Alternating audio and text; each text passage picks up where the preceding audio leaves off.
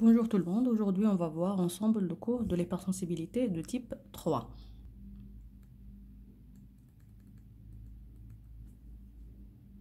Il faut savoir que les complexes EMA sont formés chaque fois qu'un antigène est reconnu par son anticorps, spécifique à lui. Ils sont éliminés normalement rapidement par le système phagocytaire mononucléé, ça veut dire par les cellules donc phagocytaires type macrophages et polynucléaires neutrophiles, mais surtout les macrophages. Ces complexes EMA deviennent pathologiques en cas de persistance ou des dépôts tissulaires qui sont à l'origine de la fixation et l'activation de compléments. Donc, s'ils se déposent sur des tissus, ces complexes EMA sont des activateurs donc, de systèmes de compléments exactement la voie classique. Donc, ils vont entraîner donc, la fixation et l'activation de compléments exactement la voie classique. Et ils vont aussi entraîner la mise en jeu des cellules effectrices. On va voir ça par la suite. Donc, les lésions provoquées par ces complexes EMA qui ont engendré donc l'activation de systèmes en complément et l'action de certaines cellules immunitaires effectrices qu'on va détailler par la suite, entraînent une réaction d'hypersensibilité de type 3 qu'on appelle aussi la maladie à complexe EMA. Les sites de dépôt des complexes EMA sont déterminés par la localisation tissulaire des antigènes, par le mode de dépôt des complexes. Et on a trois groupes de pathologies à complexe EMA, selon l'origine de l'antigène. On a les infections chroniques ou persistantes, on a les maladies auto-immunes, et on a aussi l'inhalation ou l'administration des substances antigéniques. Donc je répète, les sites de dépôt des complexes EMA sont déterminés soit par la localisation tissulaire des antigènes, soit par le mode de dépôt des complexes. Et on a trois groupes de pathologies à complexe EMA selon l'origine de l'antigène.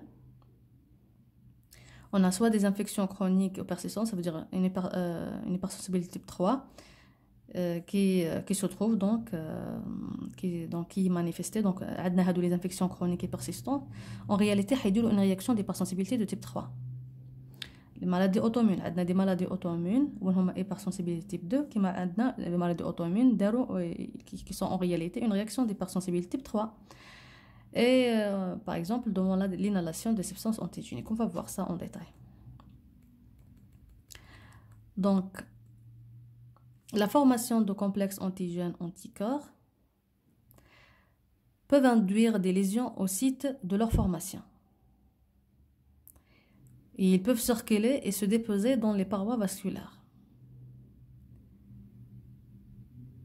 Les maladies par complexe EMA, avec mécanisme lésionnel commun, mais multiples formes étiologiques et pathologiques. Ça veut dire les maladies par complexe EMA, ils ont des mécanismes lésionnels communs, mais multiples formes étiologiques et pathologiques. On va voir ça lorsqu'on détaille les exemples. Donc, la classification des 4 types d'hypersensibilité, ou la classification de Gell et Coombs. Le type 3, donc c'est une hypersensibilité due au complexe EMA. Le délai donc d'apparition de cette hypersensibilité, c'est après 2 à 8 heures. Le mécanisme, c'est le dépôt des complexes EMA. Et la clinique, donc ça dépend donc la maladie. On a l'exemple de la maladie syrique, mais on a plusieurs maladies, on va les détailler par la suite. Donc l'hypersensibilité de type 3, qu'on appelle aussi la sumie tardive, la maladie à complexe EMA. Elles sont causées par le dépôt tissulaire ou vasculaire de complexes EMA, antigène, anticorps. Bien sûr, l'antigène est le soluble. Capable d'activer le complément et de recruter les cellules sanguines polynucléaires et les macrophages, c'est-à-dire les cellules phagocytaires du système immunitaire inné, contribuant à des lésions tissulaires locales. C'est une définition très importante. Donc, elles sont causées par le dépôt tissulaire ou vasculaire des complexes EMA, capables d'activer le complément et de recruter les cellules sanguines, polynucléaires et macrophages, contribuant à des lésions tissulaires locales. Ça résume presque tout le cours. Les acteurs, donc, l'effecteur du système immunitaire responsable de l'hypersensibilité, c'est les GG ou les GM. qui va former un complexe M1 avec un antigène, mais non soluble. C'est ça la différence avec l'hypersensibilité type 2. L'hypersensibilité type 2, elle n'est pas soluble. Elle est soit donc inflammatrice, soit sur la membrane d'une cellule. Hnaïa, elle est soluble. Donc, c'est une notion, c'est une différence très importante. Il faut faire ça, je te fais une différenciation entre l'hypersensibilité type 2 et 3. Donc, l'effecteur, c'est les GG ou les GM, l'effecteur principal. Mais il va former un complexe M1 avec un antigène soluble. Le mécanisme effecteur, ce sont les cellules phagocytaires. Donc, ce sont des cellules immunitaires du système inné phagocytaire qui expriment le récepteur des immunoglobulines, le récepteur des fragments FC et le complément. Le dépôt قلنا يقدر يكون tissulaire ou يقدر يكون vasculaire. On va voir ça dans le détail. Des exemples de réaction d'hypersensibilité, un exemple la maladie sérique ou la réaction d'Artus. On va détailler ça. Donc on va étudier des modèles expérimentaux de maladies à complexe M1. Le premier modèle expérimental, c'est la maladie sérique, qui est donc une infection persistante.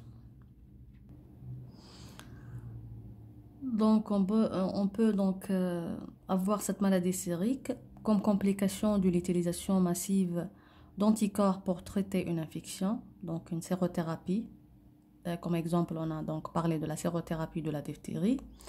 Donc on va utiliser donc un sérum de cheval antidiphtérique. Donc lorsqu'on va injecter donc le malade par ce sérum de cheval antidiphtérique, il va y avoir la formation des complexes M1 qui vont se déposer dans les parois vasculaires et des glomérules. Bien sûr, c'est inconstant, ça. On ne peut pas voir ça chez tous les malades. Il y a des malades qui peuvent faire la maladie sérique une fois injectés par le sérum de cheval antidiphtérique. Il y a d'autres pas. C'est pour cela qu'on a elle est inconstant. Mais pourquoi on voit cette maladie sérique au cours donc d'une sérothérapie? C'est à cause de cette formation des complexes M1 qui vont rester solubles et qui vont se déposer dans les parois vasculaires et les glomérules rénaux parce qu'ils ne sont pas bien éliminés par le système phagocytaire. La maladie sérique aussi, on peut la voir devant un modèle expérimental, c'est l'injection intraveineuse au lapin de l'ovalbumine bovine. Donc on va injecter le lapin par l'albumine bovine. À J8, il va y avoir l'apparition des anticorps anti-bovine sérum albumine. Ça veut dire contre le sérum albumine bovine. Il va y avoir donc l'apparition des anticorps anti-BSA, bovine sérum albumine, avec formation des complexes M1 circulants. Là, c'est complexe M1 circulant.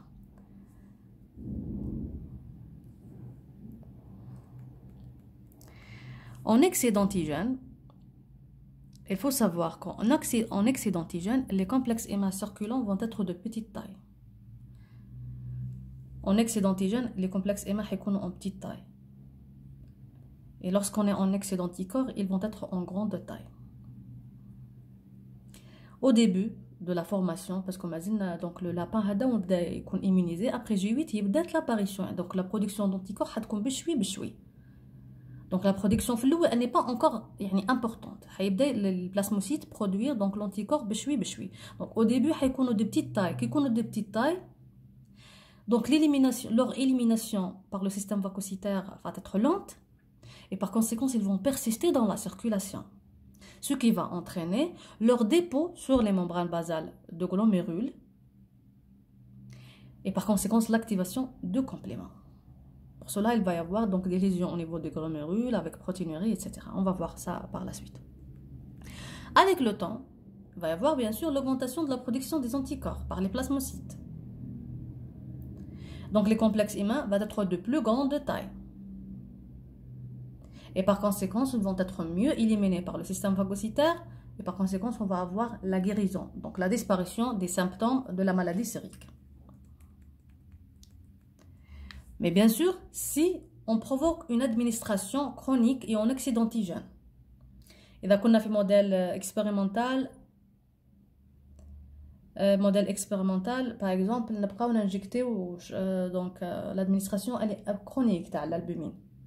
Ou là, nous sommes devant un modèle réel, par exemple, une infection persistante.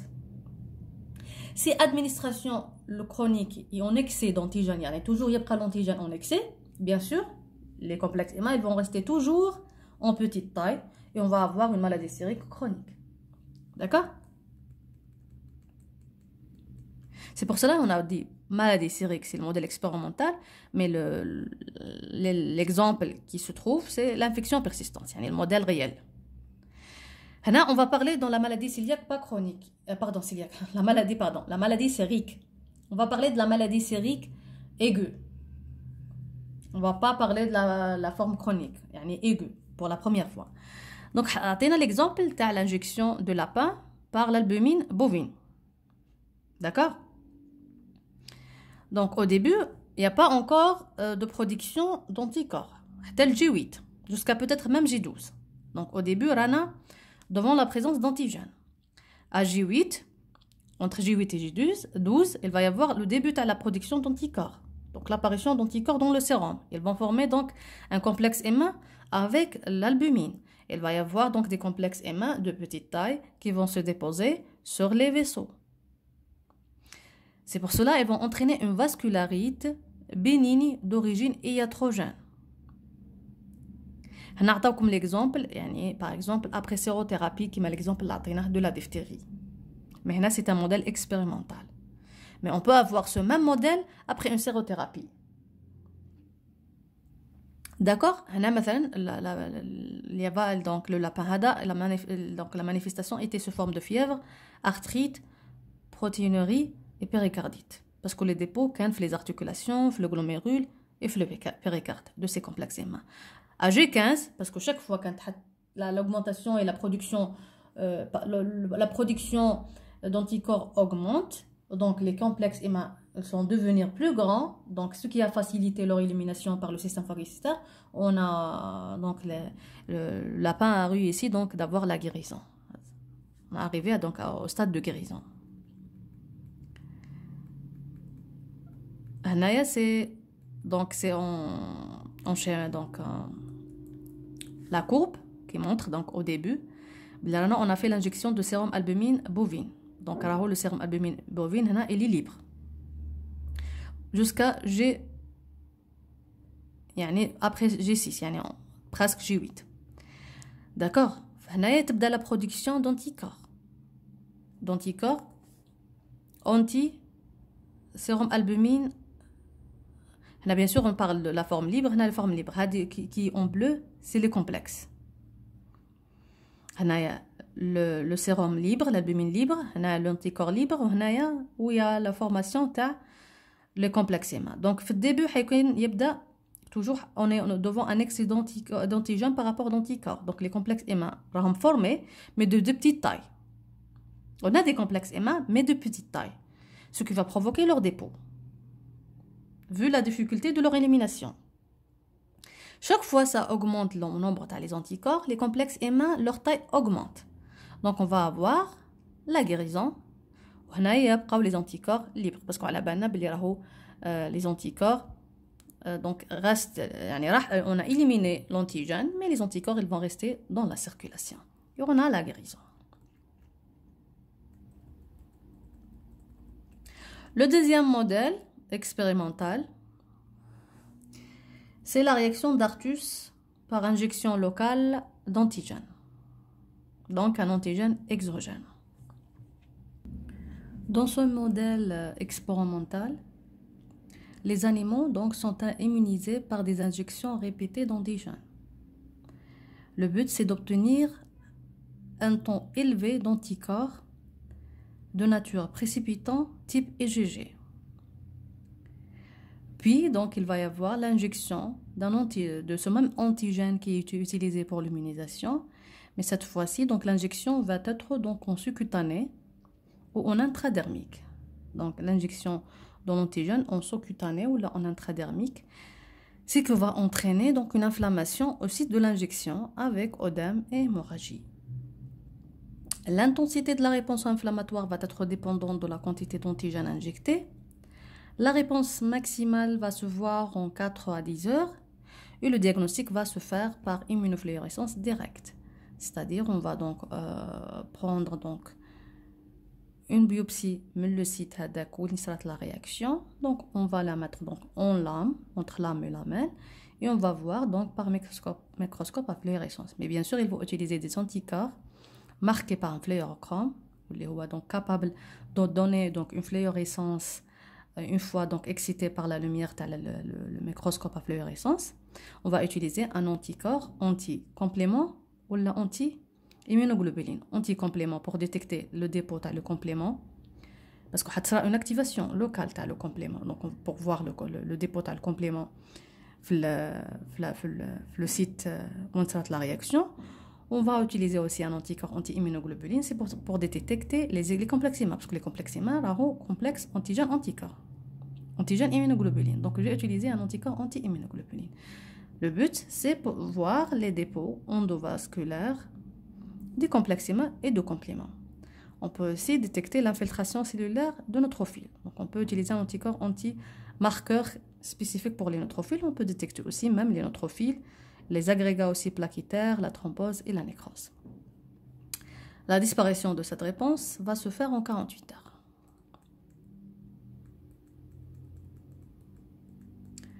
Donc, dans ce modèle, où il y a la réaction d'Artus, on a une formation locale de complexes IMA insolubles avec activation locale de compléments par la voie classique et accumulation de neutrophiles avec thrombose vasculaire locale. C'est la différence avec la maladie sérique. La maladie sérique, donc, c'est les complexes IMA renflent la circulation sanguine. Donc, il veut se déposer n'importe quel organe. La BH, elle se dépose dans le péricarde, le glomérule, le rénal, les glomérules rénaux, donc c'est circulant, donc il a une circulation générale. Mais là, c'est une réaction locale. La réaction d'Artus, c'est pas comme la maladie sérique, c'est une réaction locale. Donc l'accumulation, l'activation de le complément, l'accumulation de les cellules phagocytaires type neutrophile, l'activation des plaquettes avec thrombose, tout ça va se faire in situ, dans le site de l'injection. Comme Hanaya, donc c'est un lapin hyperimmunisé, donc on fait cette hyperimmunisation, c'est pour provoquer cette réaction d'Artus. Une fois qu'on est hyperimmunisé, c'est des anticorps, un excès d'anticorps, donc des anticorps, taux d'anticorps élevé. On va donc injecter donc en intradermique l'antigène. Il faut savoir qu'en excès d'antigène ou en excès d'anticorps, les complexes humains ils vont être de petite taille. D'accord. Le premier exemple, nous les complexes IMA de petite taille à cause d'un excès d'antigène. Nous sommes devant un lapin hyperimmunisé, un taux élevé d'anticorps. Donc, nous sommes devant un excès d'anticorps. L'excès d'anticorps ou l'excès d'antigène, les deux, va provoquer, fait début, donc, des complexes IMA de petite taille.